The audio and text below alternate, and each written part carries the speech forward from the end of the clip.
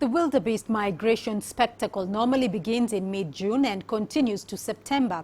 But this year, the herbivores started their long trek at the end of May. Scientists attribute the phenomenon to the change in weather patterns, with the delayed rains disrupting the migrating patterns. CGTN's Wilkister Nyabwa is following the event at the Masai Mara Game Reserve and has this story.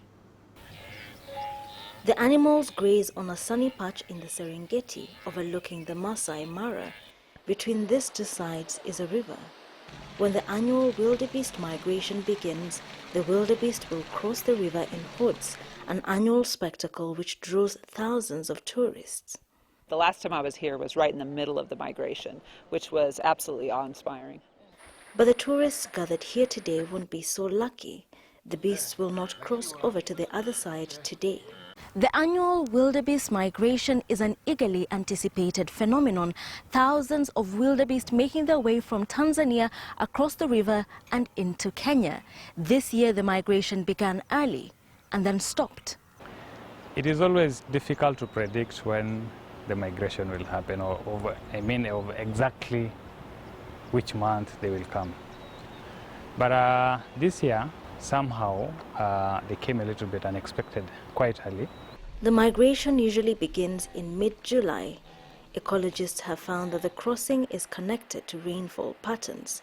The wildebeest leave the Serengeti when the dry spell starts for the green pastures in the Mara. So as a result of the dry weather in the Serengeti, the animals started moving into the Mara earlier than expected.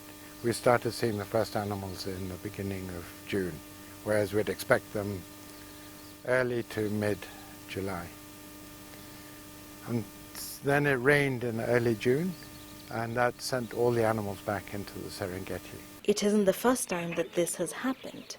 Erratic weather patterns have had an impact on the migration patterns in recent years. The researchers that have been looking at it have said in the last 10 years, on average, the wildebeest are spending 35 days less per year in the Mara than they were in the past.